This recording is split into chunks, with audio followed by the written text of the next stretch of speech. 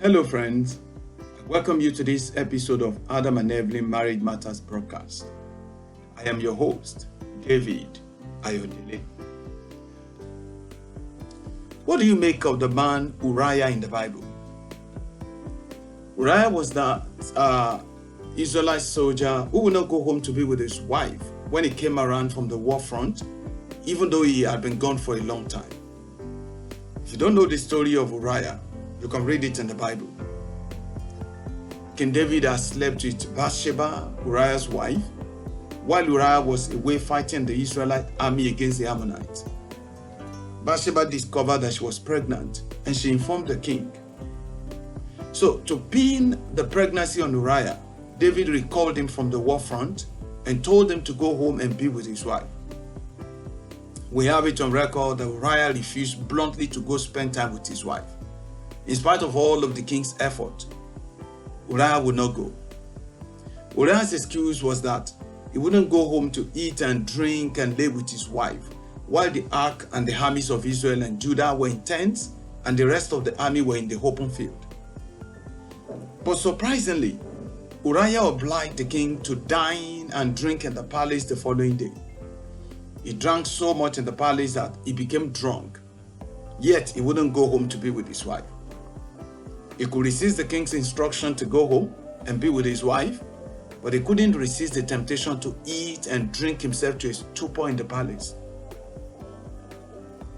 Now, it is true that the illegitimate baby that Bathsheba carried would have been pinned on Uriah if he had gone home to his wife, and that would have been very unfair.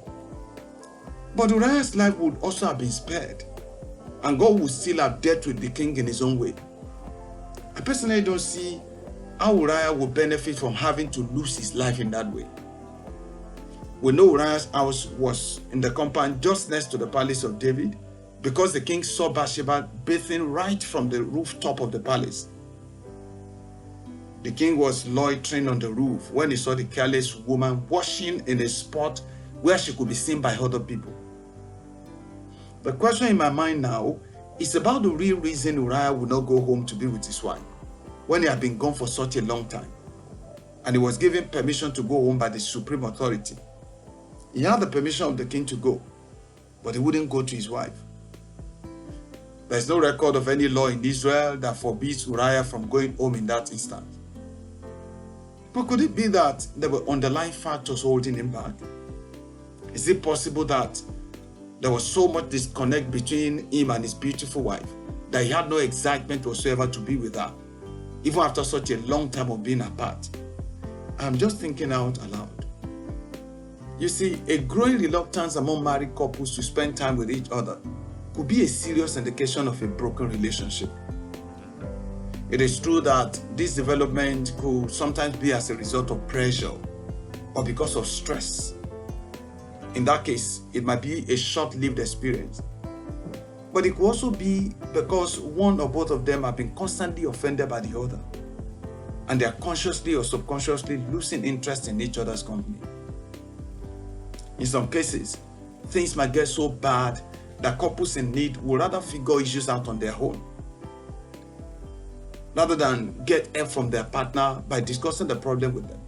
They pull back for fear of getting a bad reaction and of getting hurt. Now, that's a huge indication of a breakdown in communication. There have also been extreme cases where one or both parties claim they are constantly irritated by the very presence of their partner. A partner they once cherished spending time with has now become a source of irritation to them. They feel more at ease spending their time with other people and sharing their most intimate thoughts with others. If you find that you don't want to spend time with your partner anymore, or that you keep making up excuses why you shouldn't be with them, there may be strong fundamental reasons why you feel this way. That situation should not be allowed to linger because it represents a crack in the relationship which could result in the total collapse of the marriage. Now, there are several reasons one partner might lose interest in being with the other. One of these reasons is perceived self-centeredness on the part of the partner. If you are selfish and you constantly find yourself promoting your own interests alone, you naturally become more and more repulsive to your partner. So you have to learn to make it clear to your spouse at all times that you are deeply concerned about their well-being. The Bible says each of you should look not only to your own interest, but also to the interest of others. Another reason that spouses could withdraw is lack of forbearance on the part of a partner. You have to learn to overlook the mistakes of your spouse sometimes. And when you have to correct them, please do it in love. Don't constantly rub their mistakes on their face to take revenge or to humiliate them. We all make mistakes, but some people are so sensitive to the mistakes of others. And it is worse when they don't have the self-control needed to forbear or to correct in love. These are virtues that every one of us must cultivate. The Bible says, be humble and gentle.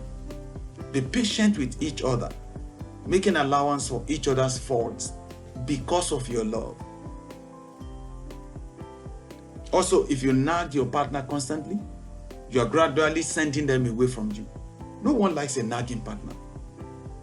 Some individuals use constant pestering and repetition to push their partner into acting in a certain way. That's control. Controlling your partner in that manner is evil and will likely backfire sometime in the future. Couples should also learn to resolve every issue as it arises. There will be times when one of you will be offended by the other. That's a constant in every marriage. But it is important not to allow issues to pile up without resolving them immediately. Piling up unresolved issues can cause resentment to build between couples, and that is very dangerous for the marriage. So, unless circumstances make it absolutely impossible, ensure you settle your differences before you go to bed every day. Where that is impossible on the same day, do it as soon as possible, and don't leave a crack in your wall. The Bible says, go ahead and be hungry. You do well to be hungry, but don't use your anger as fuel for revenge. And don't stay angry. Don't go to bed angry. This is very important. I believe you have learned invaluable lessons on the broadcast of today. Please like and share this video. Also click the subscribe button and the notification bell so you'll be notified when I post another broadcast. Thank you very much for watching. Until I come your way again, keep your relationship shining. God bless you.